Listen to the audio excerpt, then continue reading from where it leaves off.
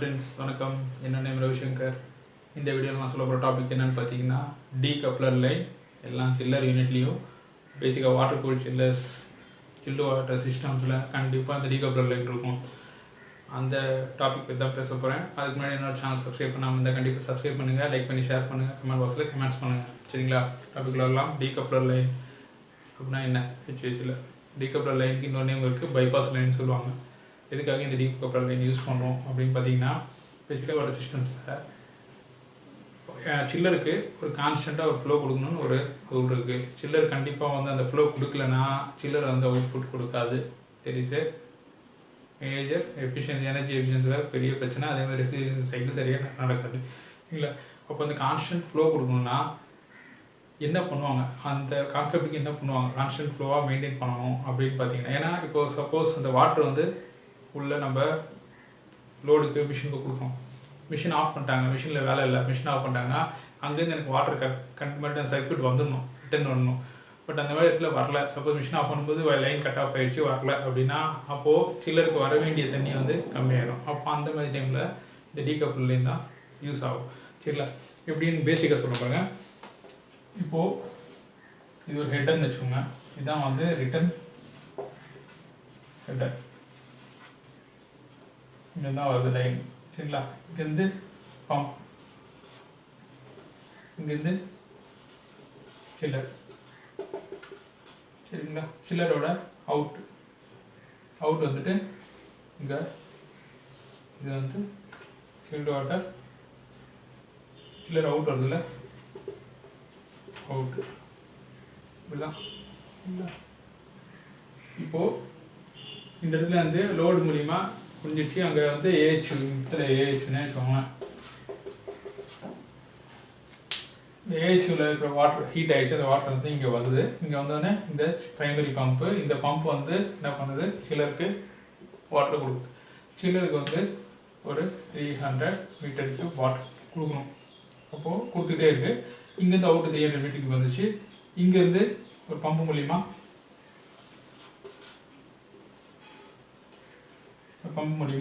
இது secondary pump, இது primary. சரிங்களா? இங்கே செகண்டரி பம்ப் மூலிமா ஏஹெச்யூ கொடுத்துட்டோம். இப்போ ஏஹெச்யூக்கு வந்து தண்ணி போயிட்டே இருக்குது. டெம்பரேச்சர் ரீச் ஆகிடுச்சு, 24 டிகிரி செல்சியஸ் ரீச் ஆகிடுச்சு. ரீச் ஆனால் இங்கே வால் வந்து கட் ஆஃப் ஆகிடுச்சு. இப்போது சில்லருக்கு ஏஹெச்யூலேருந்து தண்ணி வரல அப்படின்னா இங்கே எனக்கு 300 மீட்டர் கியூப் சில்லர் கொடுக்கணும். இங்கேருந்து தண்ணி வரல. சரிங்களா? இங்கே வந்து ஒரு 50 மீட்டர் கியூப் வாட்டர் போகுது. சரிங்களா? இந்த 50 மீட்டர் கியூப் வாட்டர் போகுது.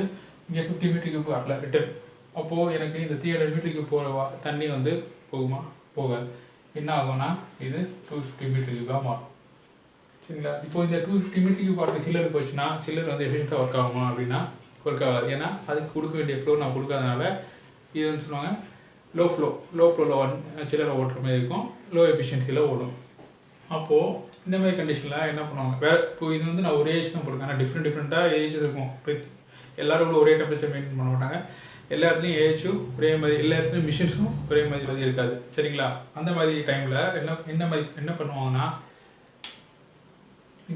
இந்த ப்ரைமரி இந்த அவுட் வாட்டரில் அந்த வாட்டர்லேருந்து ஒரு லைன் வந்து கண்டிப்பாக வந்து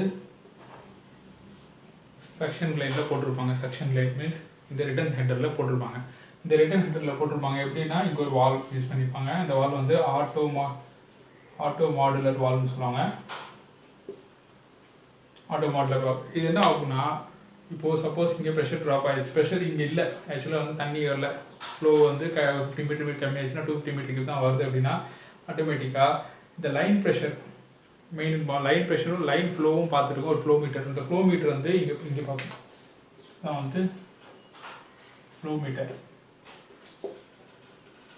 இந்த ஃப்ளோ மீட்டர் என்ன பண்ணோன்னா சென்ஸ் பண்ணி ஃப்ளோ வந்து கம்மியாக வருது ரிட்டர்ன் லைனில் அப்படின்னு சொன்னோன்னே ஆட்டோமேட்டிக்காக இந்த வால்வுக்கு சிக்னல் கொடுக்கணும். இந்த வால்வு என்ன பண்ணணும்னா ஓப்பன் பண்ணி விட்றோம். எவ்வளோ ஓப்பன் பண்ணணும்னா ஃபுல்லாக ஓப்பன் பண்ணாது, கொஞ்சம் கொஞ்சமாக ஓப்பன் பண்ணணும். மாடலிங் ஆகும், கொஞ்சம் கொஞ்சமாக மேலே ஓப்பன் ஆகும். ஓப்பன் ஆகும்போது இந்த வாட்டர் வந்து இந்த சைடு மூலிமா போயிட்டே இருக்கும். இந்த மூலியமாக போகும், ப்ளஸ் இது மூலியமாக கொஞ்சம் வந்துட்டு இதில் வந்து ஆட் ஆகிடும்.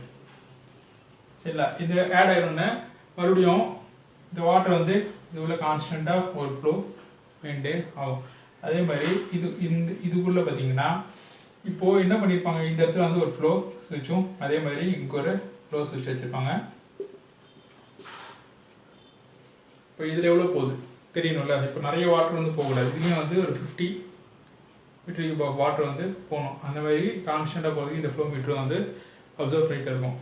இப்போது சப்போஸ் மறுபடியும் வந்து இங்கே ஃப்ளோ வந்துடுச்சு, இந்த ஏஹெச்ஓ வந்து ஆன் ஆகிடுச்சு, இந்த ஏஹெச்சில் வாட்டர் போக ஆரம்பிச்சு, இந்த உடனே ஆட்டோமேட்டிக்காக இங்கே ஃப்ளோ வருதுன்னு தெரிஞ்சோடனே இந்த ஆட்டோமேட்டிக்காக இதுக்கு என்ன பண்ணோம்னா சிக்னல் கொடுத்துரும், இந்த வால் வந்து க்ளோஸ் ஆகிடும்.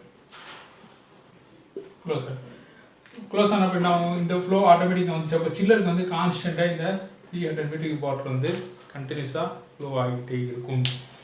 இதுதான் வந்து பேசிக்காக டீகப்ளர் லைன். டீகப்ளர் லைன் எங்கே போட்டிருப்பாங்கன்னா சில்லர் அவுட்டில் வர ஹெட் இருக்கும், அந்த ஹெட்டர்லேருந்து பம்போட சக்ஷன் ஹெட்டர்னு சொல்லுவாங்க. ப்ரைமரி பம்போட சக்ஷன் ஹெட்டரில் ஒரு லைன் கட் பண்ணியிருப்பாங்க, அதில் வந்து ஒரு மாடலர் வால்வ் வச்சுருப்பாங்க. இப்போ இந்த மாதிரி கான்செப்டில் வந்து இந்த டீகப்ளர் லைன் யூஸ் ஆகும். அதுவே இந்த இடத்துல வந்து த்ரீ வே வால்ஸ் யூஸ் பண்ணியிருந்தாங்கன்னா, இந்த இடத்துல 3-way வால் யூஸ் பண்ணியிருந்தாங்கன்னா உங்களுக்கு இந்த மாதிரி ஒரு கான்செப்ட் தேவை. ஆனால் எதுக்காகுன்னா, நார்மலாக இந்த வாட்டர் வந்து இங்கே வேஜ் க்ளோஸ் ஆனால் கூட இந்த தேர்ட் வே க்ளோஸ் ஆகிடுச்சுன்னா ஆட்டோமேட்டிக்காக இந்த தேர்ட் வே வழியாக இந்த ஹெட்டருக்கு தண்ணி வந்துக்கிட்டே இருக்கும். தண்ணி வந்து எப்படி கொடுப்பாங்க, 3-way வாலில் இங்கேருந்து இங்கே கனெக்ட் பண்ணியிருப்பாங்க. இங்கே க்ளோஸ் ஆகிடுச்சு, இது க்ளோஸ் ஆகிடுச்சு, ஆட்டோமேட்டிக் இந்த வால் இந்த சைடு தண்ணி வந்து ஹெட்டருக்கு வந்துகிட்டே இருக்கும். இந்த மாதிரி ஒரு கான்செப்ட் இருந்ததுன்னா உங்களுக்கு இந்த டீகப்ளர் லைன் தேவையில்லை. சரிங்களா, டீகப்ளர் லைன் பைபாஸ் லைன் ரெண்டும் ஒன்று தான். ஓகேங்களா, இதான் பேசிக்காக வந்து டீகப்ளர் லைனோட கன்ஸ்ட்ரக்ஷன் இப்படி தான் இருக்கும். டீகப்ளர் லைன் வந்து கம்பல்சரியாக இந்த சில் வாட்டர் சிஸ்டமில் தேவைப்படுது. இந்த டாபிக் உங்களுக்கு பிடிச்சிருந்தா நீங்கள் லைக் பண்ணி ஷேர் பண்ணுங்கள். அதே மாதிரி கமெண்ட் பாக்ஸில் கமெண்ட்ஸ் பண்ணுங்கள். அதே மாதிரி என்னோட சேனல் சப்ஸ்கிரைப் பண்ண மறந்துடாதீங்க.